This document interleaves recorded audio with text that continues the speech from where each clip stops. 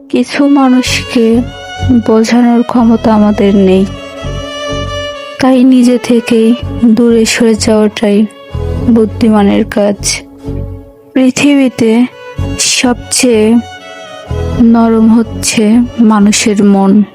এটা ভাঙতে কোনো হাতুড়ির প্রয়োজন হয় না, শুধু মুখের কয়েকটি অবহেলিত ভাষাই যথেষ্ট।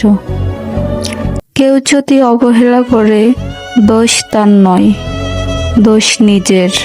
কারণ তুমি তার কাছ থেকে বেশি আশা করে ফেলেছ। যদি তুমি গরিব হও, তোমার নিজের আত্মীয়রাও তোমায় দেখে এড়িয়ে যাবে। আর যদি ধনী হও, তাহলে তোমার দূর সম্পর্কের আত্মীয়রাও রোজ দুবেলা করে হলেও তোমার খবর নেবে। সময় থাকতে প্রিয় মানুষটিকে মূল্য দিও। হারিয়ে গেলে কেঁদে আর কি লাভ?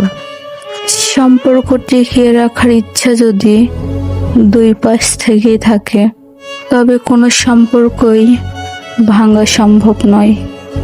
যদি কমে যায় ভালোবাসা আর বেড়ে যায় দূরত্ব, তাহলে বুঝে নিও প্রয়োজনের বেশি তুমি দিয়েছিলে গুরুত্ব। মায়া ত্যাগ করতে শিখো, দেখবে কষ্ট এমনিতে কম হয়ে যাবে।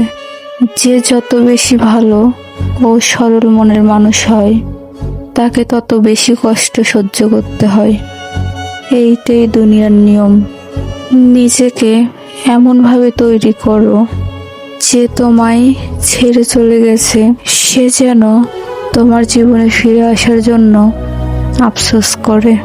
এই শহরে ক্ষণিকের জন্য হাত ধরার মানুষের অভাব হয় না, অভাব হয় শুধু হাত ধরে শেষ পর্যন্ত দাঁড়িয়ে থাকার মানুষের।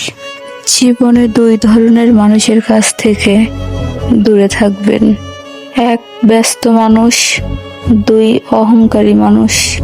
কারণ ব্যস্ত মানুষেরা নিজের ইচ্ছা ছাড়া কথা বলবে না, আর অহংকারী মানুষেরা নিজের স্বার্থ ছাড়া পাশে থাকবে না।